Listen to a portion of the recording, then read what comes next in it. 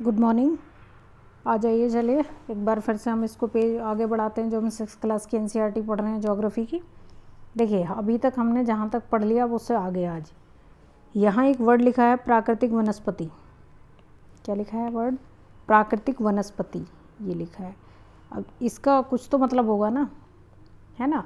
तो प्राकृतिक वनस्पति क्या होगी? प्राकृतिक वनस्पति वो होती है ऐसे पेड़ पौधे, घास, झाड़ियाँ जिसमें कि किसी की हेल्प के बिना वो उग जाते हैं। आप जब अपने आसपास देखते होंगे, जब मानसून का टाइम आता है, जब बारिश हो रही होती है, तो आप देखते होंगे हर जगह घास हो जाती है ना। वो कोई पैदा नहीं करता, वो अपने आप हो जाती है। तो वही वाली जो है वो प्राकृतिक वनस्पति है। मतलब ऐसी वनस्पति जो कि बिना किसी ह्यूमन हेल्प के, यानी कि बिना किसी आदमी की तवज्जो के अपने आप हो जाए, वही एक ये वर्ड था यहाँ पे दिया हुआ। देखिए भारत की जो ये है, इसको 6 भागों में बांट दिया गया है जलवायु को। इसमें कौन कौन है? उष्ण कटिबंधीय सदाबहार वन, उष्ण कटिबंधीय पतझड़ वन, कटीली झाड़ियाँ, पर्वतीय वनस्पति और मैंग्रोव वन। अब देखिए एक एक करके इनको समझते हैं कि होती क्या है और कहाँ कहाँ भारत में पाई जाएंगी। ये भारत के बारे में बात हो रही है, ठीक है। अब देखिए उष्ण कटिबंधीय वर्षा वन वहाँ पे मिलेंगे जहाँ पे वर्षा बहुत ज़्यादा होती है। देखिए 0 डिग्री के आसपास मैंने आपको बताया था यहाँ पे डेली, इस वाले रीजन में बारिश डेली होती है, क्योंकि यहाँ पे तापमान बहुत ज़्यादा होता है। और जब तापमान बहुत ज़्यादा होगा तो एयर जो है वो गर्म होकर हल्की हो जाती है, हल्की हो जाती है तो ऊपर उठती है, ऊपर उठती है तो उसका तापमान कम होता जाता है, कम होता जाता है तो संघनन की क्रिया शुरू हो जाती है, संघनन की क्रिया शुरू होती है तो बादल बनने शुरू हो जाते हैं, और बादल बनते हैं तो उसके बाद में क्या होता है, जब एक टाइम पे एक लिमिट हो जाती है कि भाई बादल की जो कैपेसिटी है पानी को होल्ड करने की, वो एकदम ख़त्म हो जाती है। एक टाइम तक ही तो होता है। देखिए जब हम बहुत भूखे होते हैं तो हम कुछ खाना खाने की कोशिश करते हैं, हम कुछ खाना खाते हैं, तो जब हम पहली रोटी खाते हैं तो थोड़ा अच्छा लगता है, दूसरी खाते हैं और ज़्यादा अच्छा लगता है। लेकिन ऐसा क्या बार बार होता रहता है? जब हम 2, 3, 4, 5 इतनी खा लेते हैं तो उसके बाद हम फिर बिल्कुल मन नहीं होता है ना। फिर हम एक टाइम पे आता है कि हम छोड़ देते हैं खाना खाना। रोटी हो या कुछ भी हो, ऐसी चीज़ ऐसा थोड़ी होता है कि जितनी बहुत सारी खा लेंगे, बहुत सारी मतलब खाते ही जाएंगे, कोई टाइम नहीं आएगा। देखिए बंद करने का नेचर में भी ऐसे ही होता है। और जब बादल की पानी को, मॉइस्चर को होल्ड करने की जो कैपेसिटी है वो ख़त्म हो जाएगी, उसकी क्षमता भी ख़त्म हो जाएगी, मतलब बादल की प्यास बुझ जाएगी, आप ऐसा मान लीजिए साधारण भाषा में। तो क्या करेगा? पानी को छोड़ देगा आराम से वहीं पे जहाँ भी वो होगा, तो बारिश हो जाती है, ठीक है। ऐसा ही होता है। तो उष्ण कटिबंधीय वर्षा वन कहाँ होंगे? जहाँ पे पानी बहुत ज़्यादा बरसता है, वर्षा बहुत ज़्यादा होती है। ऐसे ये जो जंगल होते हैं ये बहुत घने होंगे, ऑब्वियसली बात है। और मानसून के टाइम में देखिए, आगे मानसून ही आने वाला है, तो आप देखेंगे हर जगह आपको ग्रीन ग्रीन दिखेगा। जहाँ कभी घास नहीं होती मानसून के टाइम में, वहाँ भी घास हो जाती है नॉर्मल डेज में जहाँ घास नहीं होती है, ठीक है। तो इसका मतलब ये है। और जहाँ डेली बारिश होती है तो वहाँ क्या होता होगा? वहाँ तो वनस्पति बहुत ज़्यादा डेंस होगी ना। मैंने आपको अमेजन का जंगल बताया था, वहाँ की वनस्पति इतनी ज़्यादा डेंस है कि सूरज की रोशनी को पाने के लिए पेड़ और ऊपर और ऊपर और ऊपर और ऊपर बढ़ते चले जाते हैं। उनकी लंबाई 200-200 फीट हो जाती है ना। और उनका तना जो है चौड़ा हो जाता है, तना चौड़ा हो जाएगा, लकड़ी हार्ड हो जाती है। इस वजह से ये ऐसा होता है क्योंकि पानी तो भरा ही रहता है। तो ये वाली चीज़ है, ठीक है। अब देखिए आप एक चीज़ समझ रहे होंगे कि प्रकृति से मानव कितने क्लोजली एकदम जुड़ा हुआ है, ठीक है। जलवायु जैसी होती है वैसा ही इंसान बन जाता है। आप एक पहाड़ी को देखेंगे तो उसके फेफड़े जो होंगे वो मैदान में रहने वाले इंसानों से बड़े होंगे। क्यों? क्योंकि उसको ज़्यादा ऑक्सीजन की ज़रूरत ज़्यादा तेज़ी से उसको सक करने की ज़रूरत होती है। जब आप पहाड़ पे कभी ऊंचाई पे गए होंगे, आपने देखा होगा कि आपको सांस बड़ी जल्दी जल्दी चढ़ना शुरू हो जाता है, सांस फूलना शुरू हो जाता है। और जब सांस फूलता है तो चेहरा जो है हमारा लाल सा हो जाता है। देखा है आपने देखा होगा पहाड़ी में ज़्यादातर जो पहाड़ी होंगे उनका जो फेस होता है ना वो रेड सा दिखता है आपको, ठीक है। तो देख लीजिए आप कि जलवायु कितनी ज़्यादा इफ़ेक्ट करती है, नेचर इंसान को कितना ज़्यादा इफ़ेक्ट करती है। और हम हैं कि उसी के साथ में छेड़छाड़ बहुत करते हैं। इंसान है ना हम, तो हमारी तो आदत ही है फालतू का उंगली करने की हर चीज़ में। पर चलिए कोई बात नहीं, हम अपना पढ़ते हैं। बहरहाल ये इतने घने होते हैं कि सूर्य का जो प्रकाश है वो ज़मीन तक नहीं पहुंच पाता जी, इतने ज़्यादा डेंस फॉरेस्ट होते हैं। ये फ़ोटो आपको दिख रहा होगा यहाँ पे, ये इन्हीं का फ़ोटो दिया हुआ है। अब देखिए एक चीज़ ये है, ये वन वर्ष के अलग अलग समय में अपनी पत्तियाँ गिराते हैं, अलग अलग समय में अपनी पत्तियाँ गिराते हैं, इसीलिए हमेशा हरे भरे दिखाई देते हैं। ये पत्तियाँ गिराते हैं, ऐसा नहीं है कि पत्ती नहीं गिराते हैं, जैसे हमारे यहाँ पतझड़ आता है ऐसा वहाँ भी होता है। बस एक ही बात है, क्योंकि वहाँ पौधों की जो पेड़ों की जो वैरायटी होती है वो बहुत ज़्यादा होती है, बहुत तरह के होते हैं, मतलब इतनी विभिन्नता होती है, इतनी विभिन्नता होती है कि पूछो मत, कि बात नहीं कोई। अब वहाँ पे हर पेड़ का अपना पत्ती छोड़ने का एक अलग टाइम है, तो इस वजह से जैसे मान लो कोई कुछ पेड़ वहाँ पे एक प्रजाति के हैं, मान लीजिए कुछ पेड़ ये हैं, ये वाली प्रजाति के, कुछ दूसरी वाली प्रजाति के पेड़ हैं, है ना, अलग अलग प्रजाति होती है ना। मान लीजिए ये पेड़ है कुछ ऐसे, मान लीजिए ऐसे ही, मेरी ड्राइंग बहुत अच्छी नहीं है। तो अब क्या होगा कि इनका अपना कोई टाइम होगा, जब ये अपनी पत्ती गिराएंगे तो ये तो हरे ही दिखेंगे जब भी, क्योंकि इनका टाइम है ना, वो इनका थोड़ी है। और जब इन पे पत्ती आ जाएंगी तो फिर ये पत्तियाँ छोड़ देंगे तो फिर यहाँ से ये हरा दिखना शुरू हो जाएगा, यानी कि वो हरा ही बना रहेगा, वो सदाबहार ही दिखेगा। इसीलिए जो उष्ण कटिबंधीय वर्षा वन होते हैं उनको सदाबहार वन भी कहा जाता है। समझ गए बात, क्यों कहा जाता है? अब देखिए ये हमारे यहाँ कहाँ कहाँ पाए जाते हैं, अंडमान निकोबार द्वीप समूह में, उत्तरी पूर्वी राज्यों में बारिश बहुत ज़्यादा होती है। मासिन राम आपने देखा होगा। उत्तरी पूर्वी अगर मैंने कहा है तो आप समझ रहे होंगे इस बात को कि उत्तरी पूर्वी कौन से राज्य हैं। ये वो वाले राज्य हैं जो मैंने आपको 8 अलग से पढ़ाए हैं, सिक्किम पढ़ाया है, नागमणि मजे में ये सब पढ़ाया है ना, ये 8 हैं संख्या में, तो वहीं पे बारिश बहुत ज़्यादा होती है। एक होती है पश्चिमी घाट की संकरी पट्टी, देखिए ये पश्चिमी, ये है भारत और ये है इसका पश्चिमी घाट, मैंने आपको बताया था। यहाँ पे छोटी सी पट्टी है और ये खड़े हुए हैं, यहाँ पे पर्वत पहाड़ है यहाँ पे। तो बारिश होता क्या है कि मानसून के सीज़न में अब जो होगा, आगे जो होगा या जो हो रहा होगा, प्रक्रिया चल रही होगी, तो वो क्या होगा कि यहाँ इधर से हवाएं आएंगी और इन पहाड़ों से टकराएंगी और यहीं आके बारिश हो जाएगी। तो इधर वाला जो एरिया है ना, यहाँ पे भी हमारे यहाँ बहुत बारिश होती है। तो ये वाला एरिया हो गया। यहाँ पे जो कुछ पेड़ पाए जाते हैं उनकी कुछ विशेष प्रजाति हैं, तो उनके नाम क्या हैं, महोगनी, अबोनी, रोजवुड, ये पेड़ों के नाम हैं। आप इसको याद रखेंगे, महोगनी, अबोनी और रोजवुड। ठीक है जी। अब देखिए जी आगे चलते हैं हम। आगे क्या है कि यहाँ पे इसी वाले वन में, उष्ण कटिबंधीय वर्षा वन में एक मिलता है जिसको कहा जाता है क्या, सिनकोना का पेड़। किसका पेड़ है, सिनकोना। सिनकोना पेड़ का नाम है। ये पेड़ है, मान लो इस पेड़ के ऊपर आपने छाल तो देखी होगी ना, पेड़ पे छाल होती है, उस छाल से बनाई जाती है दवाई एक, जिसका नाम है कुनैन। और ये वाली जो दवाई है ना भाई, ये वाली दवाई है मलेरिया की।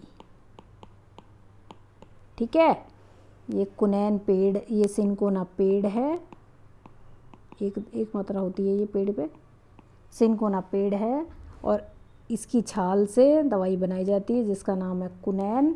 ये किसकी दवाई है, मलेरिया की, और वो यहीं पाया जाता है इसी वाले वन में।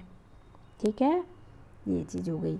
अब आगे चलिए, अगला टाइप है हमारा पतझड़, उष्ण कटिबंधीय पतझड़ वन। देखिए उष्ण कटिबंधीय समझिए पहले, अब मैंने आपको वैसे तो बताया ही है।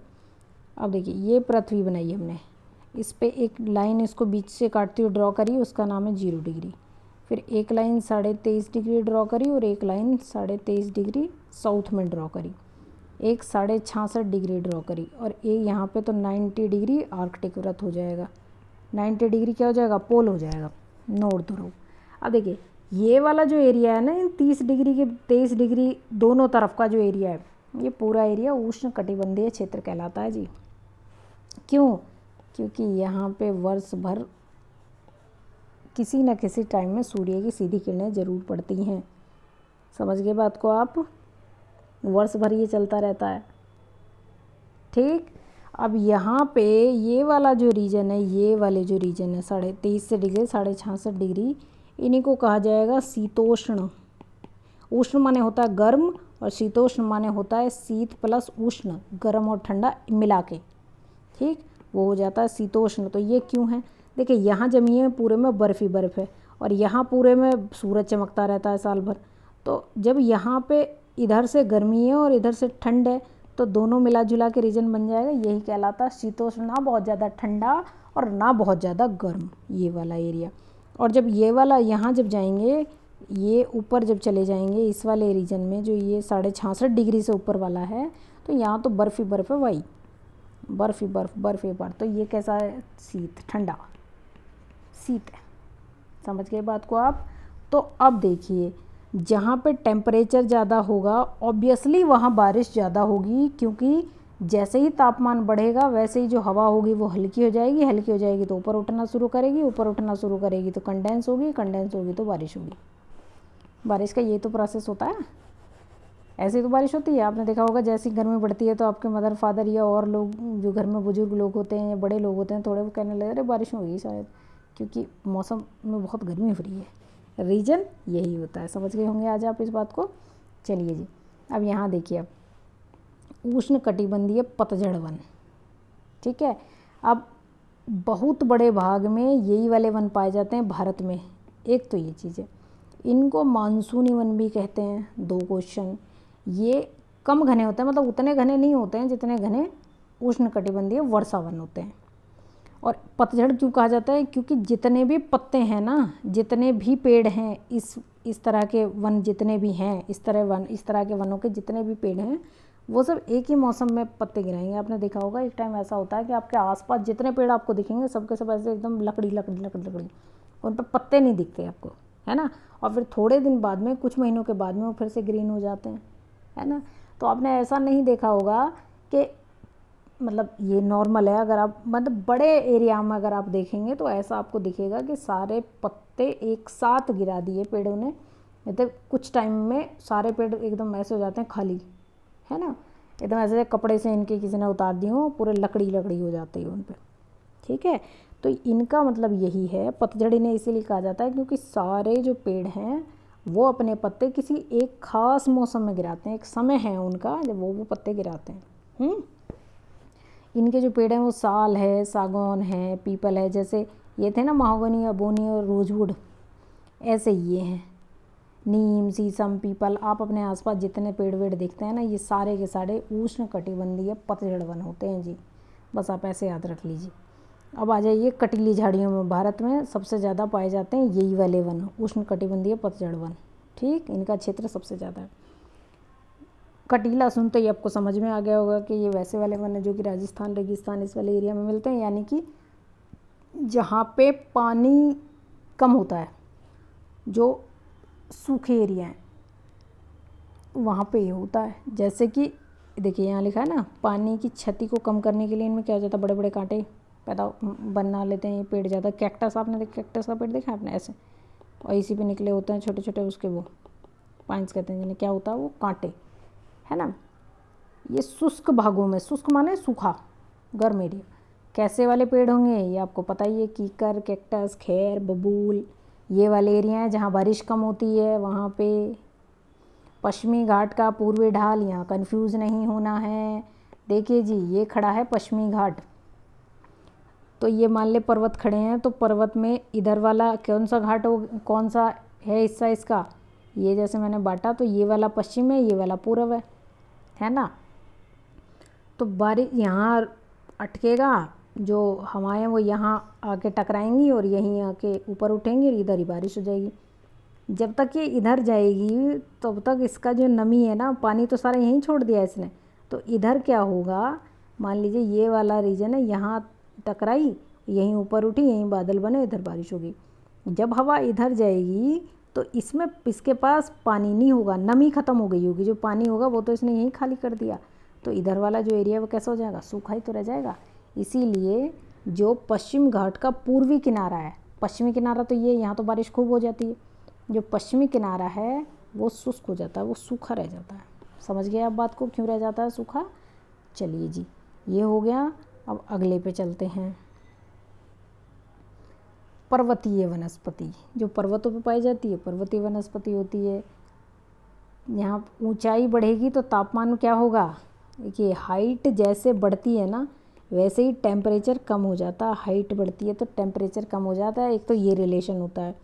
दूसरा ये होता है कि प्रेशर ज़्यादा हो जाता है अगर टेम्परेचर कम होगा, इन दोनों में उल्टा रिलेशन होता है। दाब बढ़ेगा तो तापमान कम होगा, और तापमान अगर बढ़ा हुआ है, तापमान अगर ज़्यादा है तो दाब कैसा हो जाएगा, प्रेशर कम हो जाएगा। यानी कि इन्वर्सली प्रोपोर्शन होते हैं एक दूसरे के। समझ गए बात को आप, उल्टा होता है। तो जैसे हाइट बढ़ी तो टेम्परेचर क्या होएगा जी, टेम्परेचर तो ऑब्वियसली कम हो जाएगा। और जब टेम्परेचर जितना कम होता चला जाता है तो बर्फ़ बनने के चांसेस बढ़ जाते हैं।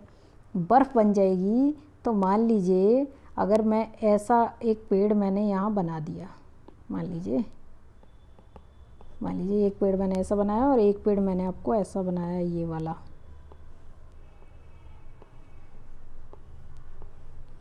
पेड़ बनाया है। अब देखिए जब बर्फ़ इस पे पड़ेगी ना, इस वाले पेड़ पे, तो पत्ते बर्फ़ को ऊपर ही रोक लेंगे क्योंकि वैसा इसका बेस जो है वो चौड़ा है। तो क्या होगा, कुछ टाइम के बाद में ये पेड़ मर जाएगा अपने आप ही, क्योंकि बर्फ़ जला देगी इनको और कुछ बोझ से टूट जाएंगे। ऐसा होगा। ऐसा तो होता नहीं है, जरा मरा सी बर्फ़ पड़ी, बर्फ़ बहुत ज़्यादा संख्या में पड़ती है। लेकिन जब इसके ऊपर पड़ेगी, चोंच के ऊपर, इस वाले कोने जैसा ये पेड़ है, तिकोना पेड़, देखिए दोबारा दिखाती हूँ आपको, तो क्या होगा कि ये जो है ना इस पे इसका असर बहुत कम होगा। ये जैसी बर्फ़ पड़ेगी वो नीचे चली जाएगी, गिर जाएगी अपने नीचे फिसल के। ऐसे ही होते हैं ना पेड़। सॉरी, जैसे आपने क्रिसमस का ट्री देखा होगा, जो उस पर दिखाते हैं सेंटा क्लॉज दिखाते हैं, क्रिसमस आता है तब। ऐसे पेड़ हैं ये, देखिए बर्फ़ पड़ेगी, बर्फ़ सारी नीचे गिर जाएगी, पेड़ सुरक्षित। सॉरी, आप देख रहे हैं कि वनस्पति पे कितना ज़्यादा प्रभाव है। पूरा का पूरा प्रभाव वनस्पति पे जलवायु का है। जैसी जलवायु वैसे वनस्पति, और जैसे वनस्पति वैसे लोग। ठीक है, देखिए अब ये हो गया। यहाँ कह रहा है 1500 मीटर से लेकर 2500 मीटर की ऊंचाई पे पाए जाएंगे ये। और कैसे होंगे, शंकु आकार। शंकु कैसा होता है, शंकु ऐसे, इसी को तो शंकु कहते हैं, है ना। शंकु आकार पाए जाएंगे, ये आपको पता चल गया क्यों पाए जाएंगे ऐसे। चीड़, पाइन और देवदार, ये नाम आपको ज़रूर याद रखने हैं कि कौन सा पेड़ किस में पाया जाता है, चीड़, पाइन, देवदार। अब अगला पड़ा है ये मैंग्रोव वन। मैंग्रोव वन कहाँ पाए जाएंगे, एक तो ये दिया जाना है, खारे पानी में पाए जाते हैं जी। पश्चिम बंगाल का सुंदरवन का जो डेल्टा है, एक तो वहाँ पे मैंने आपको बताया था सुंदरवन क्यों कहा जाता है, क्योंकि वहाँ पे सुंदरी एक प्रकार की क्या है, वनों की प्रजाति है। ये है, ये लिखा हुआ है यहाँ पे, इसीलिए इसको सुंदरवन कह दिया। एक प्रकार की प्रजाति थी वहाँ पे, उसका नाम सुंदरी था और वो वन बन गया। बहुत सारे पेड़ हैं एक जैसे, तो इसीलिए उसको सुंदरवन कह दिया गया। ठीक, समझ गए आप बात को। यहाँ पाई जाएगी और अंडमान निकोबार में भी ये पाई जाती है मैंग्रोव वन, खारे पानी की। अब आप जैसे ही इस वाले फिगर को देखेंगे ना, तो आपको ये बात समझ में आ जाएगी कि वनों का लाभ और वनों की आवश्यकता क्यों होती है हमें। आज आपको एक मैं चौंकाने वाली बात बताती हूँ कि आपको ऐसे लगेगा कि अरे ये कैसे। देखिए पेड़ जो होता है ना, पेड़, ये जो पेड़ हैं, इनमें क्या होता है, जैसे हम सांस लेते हैं तो हम क्या इनहेल करते हैं, अंदर क्या लेते हैं, ऑक्सीजन। ठीक है, और जब हम छोड़ते हैं तो क्या छोड़ते हैं, कार्बन डाइऑक्साइड। पेड़ भी जब सांस लेता है तो सेम यही करता है। देखिए यहाँ ऑक्सीजन है, ये तो आपको दिखा रखी है दूसरे वजह से। पेड़ जब सांस लेता है जिस टाइम, तो वो ऑक्सीजन को अंदर ले लेता है और CO2 को बाहर छोड़ देता है। सेम वैसे ही सांस लेता है जैसे हम लेते हैं। ठीक, लेकिन जब ये खाना बनाता है ना अपना, उस टाइम ये उल्टा करता है, CO2 को अंदर लेता है और ऑक्सीजन को बाहर छोड़ता है। CO2 को अंदर लेता है और ऑक्सीजन को बाहर छोड़ता है। तो इससे क्या होता है कि बैलेंस बना रहता है। ये CO2 बहुत ज़्यादा अपने अंदर लेता है जब खाना बनाता है, तो इसे बहुत ज़्यादा CO2 की ज़रूरत पड़ती है, तो बहुत सारी CO2 ये अपने अंदर ले लेता है और बहुत सारी ऑक्सीजन ये बाहर छोड़ देते हैं पेड़। ठीक है, तो जब ये खाना बनाते हैं उस टाइम तो ये क्या करेंगे, CO2 अंदर लेते हैं, और जब ये सांस लेते हैं तो उस टाइम ये ऑक्सीजन अंदर लेते हैं जैसे हम लेते हैं। ठीक है, अब आप इस चैप्टर को पढ़ लेंगे, इसमें ऐसी कोई बात नहीं है, ये चीज़ आप जानते होंगे। राष्ट्रीय पक्षी मोर है, राष्ट्रीय पशु बाघ है, ये इस तरह की चीज़ें हैं। इस चैप्टर को आप पढ़ लें पूरा, अब ख़त्म हो गया ये चैप्टर। जो समझाने वाली चीज़ें थी वो मैंने आपको बता दी हैं। आप इस चैप्टर के क्वेश्चन आंसर लगाएं, अगर कोई दिक्कत आए तो आप मुझसे पूछिए, ठीक है। Thank you.